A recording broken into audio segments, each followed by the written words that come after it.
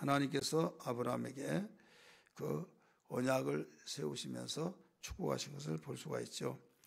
이후에 15장 1절 말씀 보면 이후에 여호와의 말씀이 환상 중에 아브라함에게 임하여 이르시되 이렇게 나오죠. 환상 중에 임했다.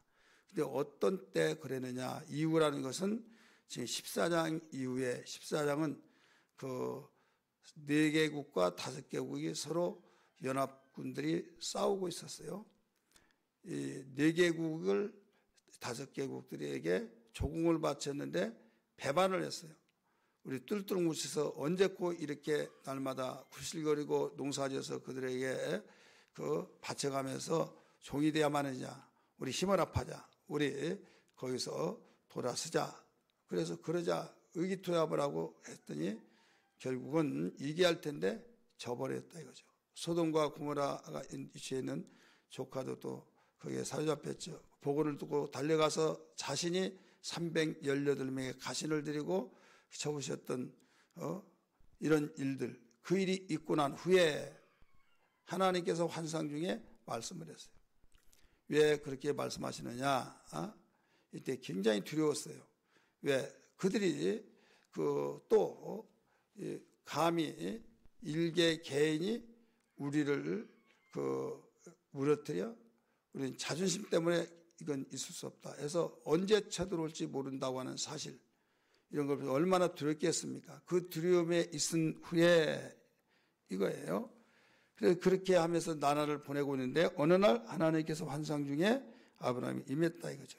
아브라함아 두려워하지 말라. 나는 네 방패요 너의 지극히 큰 상급이니라 하면서 여기에 약속하시면서 자신을 나타내시면서 축복하셨어요.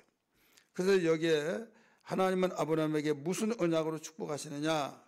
첫째로 하나님이 방패와 극히 큰 상급이 되겠다고 약속하시며 축복하셨다는 걸 볼 수 있어요.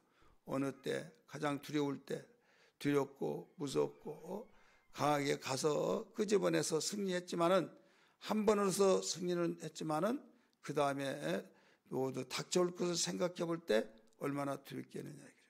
전쟁이라는 것이 쉬운 것이 아니잖아요.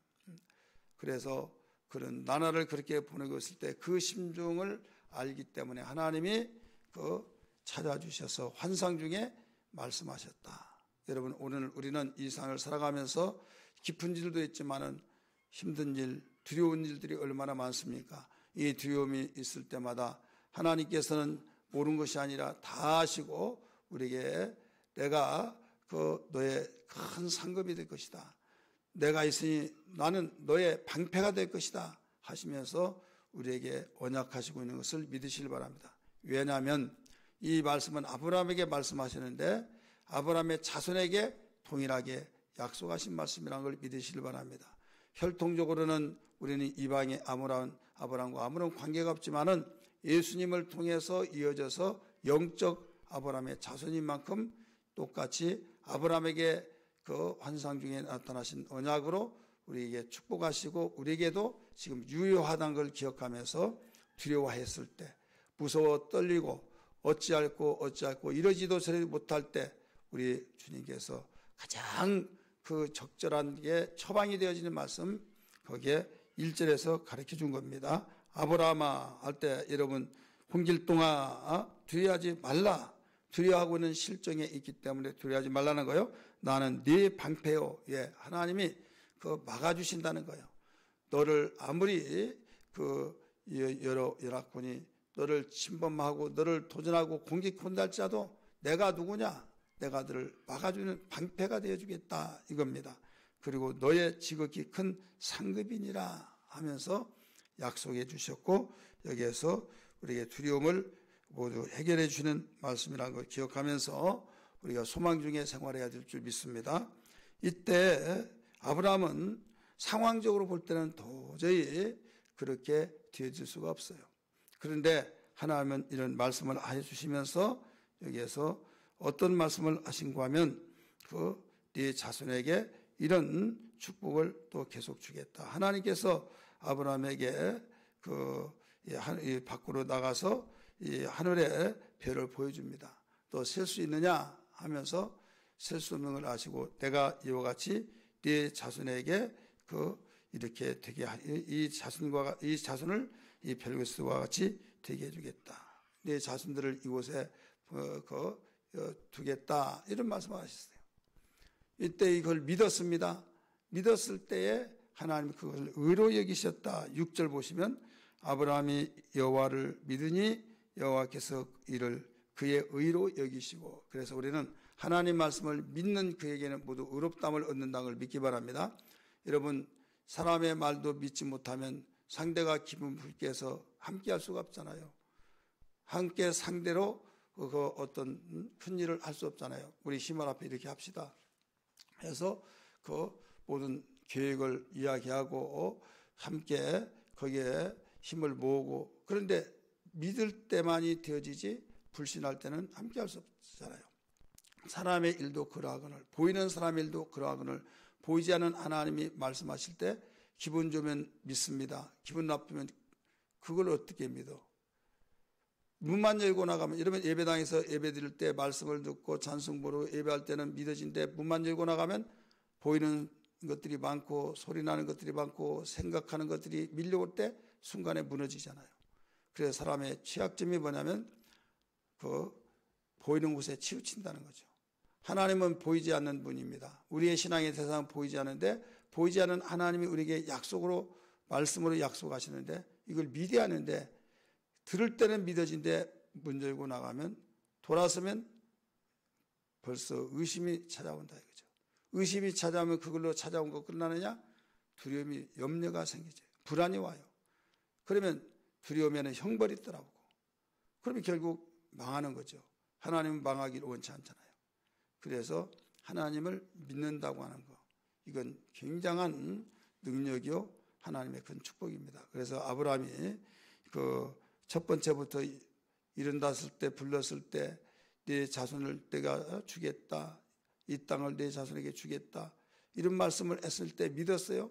그런데 또 지나면 해해지고 또 모든 염려가 생기고 믿어지지 않고 막 이런 말이 나왔어요. 2절에서 염려스러웠던 것이 믿음이 무너진 것을 볼 수 있잖아요. 2절 보세요. 아브라함이 이르되 주 여호와여 무엇을 내게 주시려고 하나이까? 나는 자식이 없사오니 나의 상속자는 이 다메섹 사람 엘리에셀이니라. 아브라함이 또 이르시되 주께서 내게 씨를 주지 아니하셨으니 내 집에서 길리운 자가 내 상속자가 될 것이니라. 이렇게 말씀했죠. 이미 아브라함이 자식을 내 자손을 준다고 그랬어요. 준다고 해서 믿었어요. 그런데 여기 와서는 또 내게 아직 자식이 없습니다.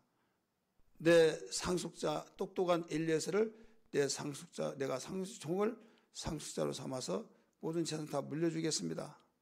이렇게 믿음이 무너지고 있는 거죠. 한번 믿음이 내가 있다고 해서 영원히 믿음이 그렇게 지속된 거 아니라 말씀을 계속 듣고 깨어 있을 때만이 무너지지 않은 거예요. 내가 전쟁에서 한번 이겼다고 해서 그게 영원히 있는 것이라. 여러분 세계 역사를 보면 제국주의 속에, 제국주의가 땅을 주변에 근동에 다 정복해서 알렉산더 대왕은 더 이상 정복할 땅이 없어서 통곡했다고 그러잖아요. 이렇게 정복했던 나라, 영원한 자기가 주인인 줄 알았지만 얼마 되지 않아서 다 무너졌잖아요. 나라들이 다 세워지고 무너지고 다른 주인이 들어서고 그러지 않습니까? 우리의 신앙도 보존하지 못하고 강한 힘을 기르지 못하면 무너지는 거예요. 아브라함이 믿었을 때 의롭다함을 얻었다고 말씀했는데도 불구하고 여기에 또 무너져서 의심하면서 나는 자식이 없습니다. 상속자가 내 엘리에셀로 정했습니다. 이거예요. 그때 하나님이 뭐라고 했습니까? 3절 말씀 보세요. 아브라함이 또 이르되 주께서 내게 씨를 주지 아니하시니 내 집에서 길리운 자가 내 상속자 될 것이라. 4절 여호와의 말씀이 그에게 임하여 이르되 그 사람이 내 상속자 아니라 네 몸에서 날짜가 네 상속자가 되리라 하시고, 그를 그래서 밖으로 데리고 와서 밤하늘을 보이게 했다 이거죠. 별을 세볼 수 있느냐 하면서 네 자손을 이렇게 해주겠다 말씀하셨어요. 말씀을 듣고 보니까 또 믿어져요. 그래서 또 믿어요. 하나님이 의롭게 해줬다고 그랬어요. 이건 무엇을 가르쳐 주냐면, 이전에 하나님이 믿었는데, 아브라함이 하나님에 대해서 믿었는데 의롭다함을 얻었는데 또 의심이 생겼고 시간은 흐름에 따라서 자식이 없고 참을 만큼 참았는데 아무 소식도 없고, 그래서 상속자로 이전에 생각했던 대로 똑똑한 종, 충성종을 다 그 모든 걸 물려주겠다 생각했다 이거죠.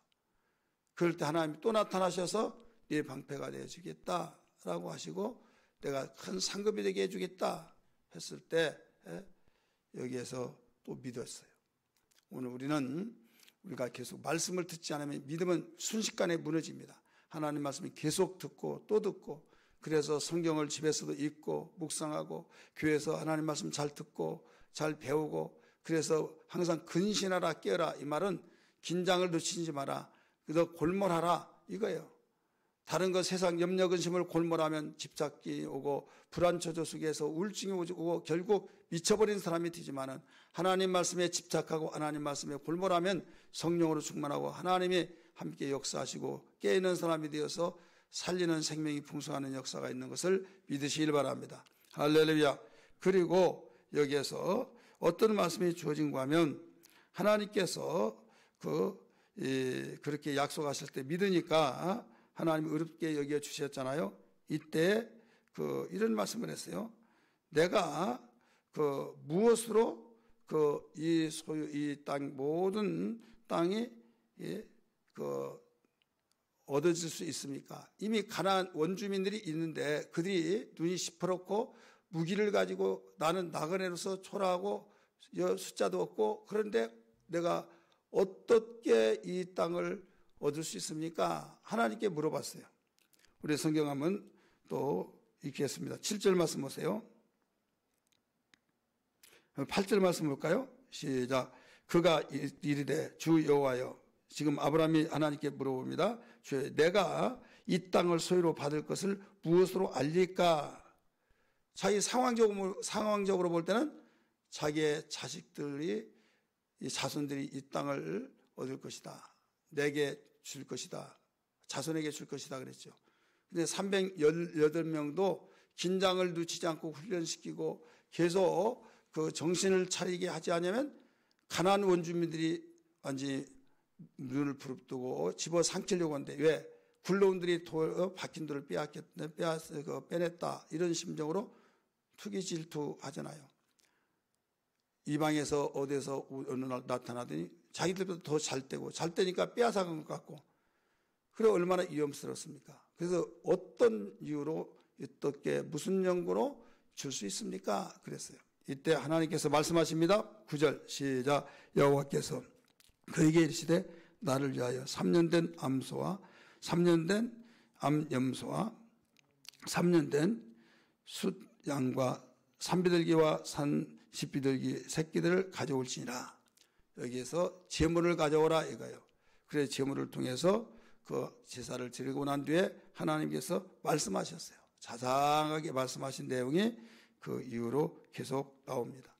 그러면서 네가 지금 안 된다고 의심하지 말아라 하면서, 너는 평안하게 네 조상으로 돌아갈 것이면은 네 자손이 4대 만에 이방에 객위되어서 있다가 큰 자손을 이끌고 이곳으로 들어올 것이다. 그런 자상한 말을 일러주죠. 왜 그러느냐? 너 곧바로 되어질 수도 있겠지만 왜 그러냐? 이유를 가르쳐줬어요. 이것은 아모리 족속이 아직 죄악이 목까지 차지를 안 해서 그렇다 이거예요. 16절 말씀 봅니다. 시작. 네 자손은 4대 만에 이 땅을 돌아오리니 이는 아모리 족속의 죄악이 아직 가득 차지 아니었기 때문이다. 이렇게 가르쳐줬죠. 하나님은 똑같은 하나님의 형상으로 사람을 만들었어요. 그런데 어떤 자는 멸하고 어떤 자는 이렇게 세우고 어떤 자는 세워서 어떤 자를 밀어내버리고 빼앗게 하시고, 하나님이 똑같이 공평히 안 하시면 왜 그러냐? 하나님은 이미 사형받을 자에게는 죽은 목숨이죠. 그래서 그들은 죄악 때문에, 죄 지으면 죄도 정도가 있잖아요. 무릎에 발을 다 묻히더라도 물 묻었고 가슴에도 물 묻고 또 목까지도 물이 묻고 그렇지만은 이제는 수영하지 못한 사람이 머리 꼭대기까지 차버리면 이미 그는 죽는 자예요. 그래서 아직 목까지 차지 않았기 때문에 기다려서 회개하고 기다리는데 아무리 족속이 아직 죄악이 관영하지 못했기 때문이다. 그런 거예요. 그래서 찰 때까지 기다리느니라고 4대 만에 네 자손이 돌아올 것이다. 이걸 이뤄주셨어요. 공평의 하나님이시죠. 오늘 우리는 자상하게 가르쳐주는 제사를 통해서 하나님 일러주셨다. 오늘날 예배를 통해서 하나님 말씀이 더욱 세미하게 들려진 것을 믿으시길 바랍니다. 오늘 기도할 때 하나님 깨달았습니다. 하나님이 말씀하셨으니 우리에게 그 말씀을 분명히 하려고 말씀하셨으니 주님 그 말씀대로 살게 해달라고. 우리 13절 같이 읽습니다. 여호와께서 아브라함에게 이르시되 너는 반드시 알라 하시면서 반드시 알라 이하로 쭉 여러분 보시기 바랍니다. 이렇게 분명하게 말씀을 하셨어요. 그래서 하나님이 두려움 속에 있을 때 방패가 되어주겠다고 하셨고 또 지극히 큰 상급이 되어주시겠다고 하시면서 상황적으로는 안 믿어지고 믿어질 수 없는 상황이 있지만은 내가 누구냐 여호와다 하면서 반드시 너는 알아라 하시면서 일러주셨으니 믿음으로 살기를 주의 이름으로 축원합니다. 예배를 통해서 예배를 하라. 예배를 통해서 내가 너를 분명히 알려주리라 하신 것처럼 예배에 기회를 잃지 아니하고 예배를 성공시켜서 하나님의 시간마다 은혜 받고 더욱 자상한 하나님의 모든 모습을 발견하기를 바랍니다. 우리 다 같이 주여 부르며 통성으로 기도하겠습니다.